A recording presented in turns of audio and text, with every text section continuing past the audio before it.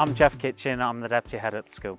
A year or so back, Calderdale Active Travel got in touch with us and they started to promote the idea of a safer school street, and it was also linked in with the active travel training that they do, so we were really keen to participate with it. We've always had this issue with parking around the school and for children to safely walk to school. So we wanted to have an avenue in which they would be able to do that, and that in the sense of the school streets being safer is great. Yeah, we've always walked anyway, but the final bit coming up the street to school was always a little bit fraught. The pavements are quite narrow, so we were always held a hand, didn't let her out. Literally, we held a hand as we walked to get to Free School Lane. The difference was that, or is now, that when we leave, we don't have to hold her hand. She can walk off. She's a bit freer, a bit more independent, I suppose, and she just skips about and gets to the end of the street. I'd recommend it. It makes life a little bit more enjoyable. It certainly makes it safer, and if it just encourages people to walk, everybody's obsessed these days with getting the steps in and doing this, that, and the other. But if it becomes a habit, you don't even notice you're doing it. All of a sudden, you just feel better. I think initially I'm quite happy with the fact that the risk straight at school is reduced. So I think when it comes to sort of building self-esteem and confidence, especially the skills they need when they go to high school, like walking on their own, we can implement that with our children where we can let them walk up.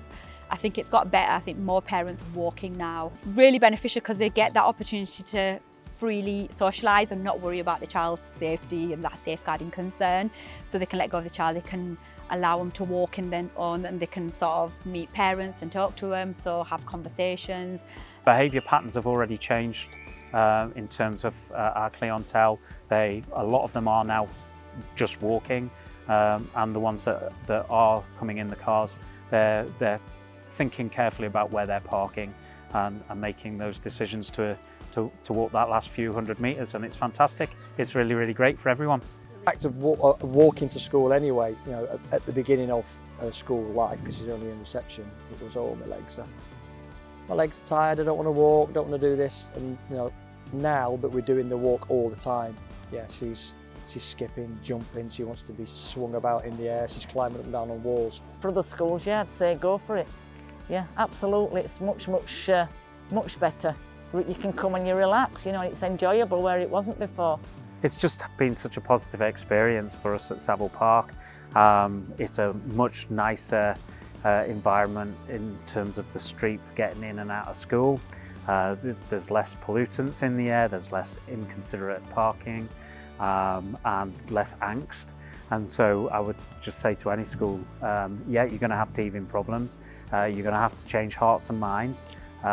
Thankfully, our school community is absolutely fantastic, and hearts and minds were changed pretty swiftly.